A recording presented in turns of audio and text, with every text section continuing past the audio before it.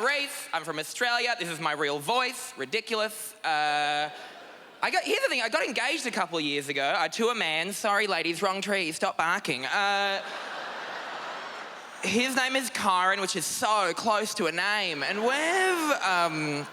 I found out last year. I found out I'm aging. Very disappointing to find out. Turns out time is linear. I got invited to my 10-year high school reunion, which is crazy because I'm 22.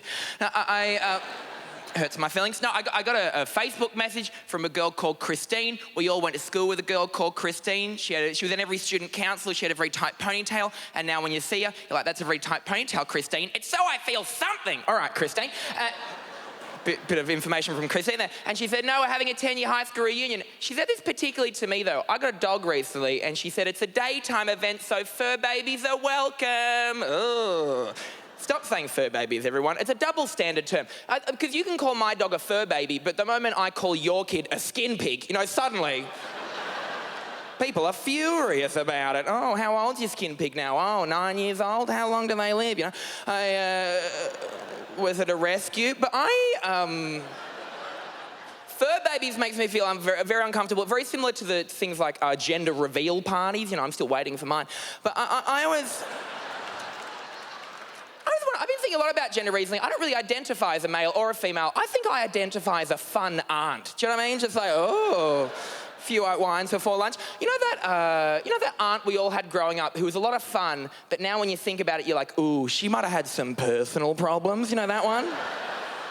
So that's me. My parents have been together for 30 years. That is a solid amount of time. And I asked my mum recently, I'm trying to get to know each other as an adult, and I said, Mum, 30 years, how have you done that? What's the key to a long-term relationship? And I shit you not, she just went certainty and stormed out of the room. I was like, I don't want to read into that book very much. But I mean, think about it. My parents have been together for 30 years, and my dad wears glasses, and he's done this one joke every single morning for 30 years. As he's waking up, as she's waking up, and he's put his glasses every single morning for 30 years. As she's waking up, as he's waking up, and he's putting his glasses every single morning for 30 years. As she's waking up, as he's waking up, and he's putting his glasses every single morning for 30 years. He puts on his glasses, he looks at her, and he goes, oh, every single morning. Every single morning for 30 years. And every single morning, my mother goes, oh, fuck off, Sean. Certainty. Got to find some of that in my life somehow.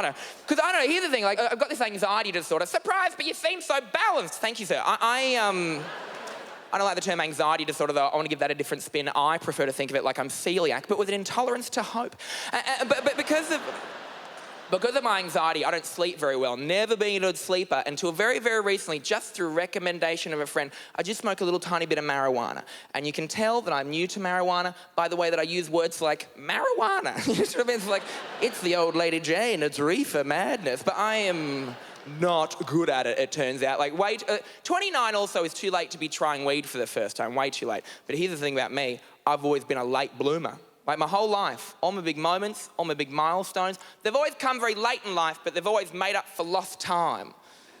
Like my hormones are like a divorcee dad you only see every second weekend. Like he's not around, but when he is, he's just slightly too overzealous. Like, I got you a horse, we're going to Disneyland. Who's mum's new friend, you know?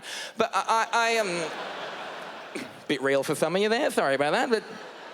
Here's an example of a late bloomer. I didn't have my first sip of alcohol till I was 17. That's quite late in Australia, but I made up for lost time. I drank 2 bottles of very cheap white wine and had to have a little lay down. What was his name? And then I didn't... Jared. And then I didn't have my first cigarette till I was almost 18. That's quite late, but I smoked 25 Marlboro Reds in the one night and threw up in an above-ground pool. I'm a delight. And...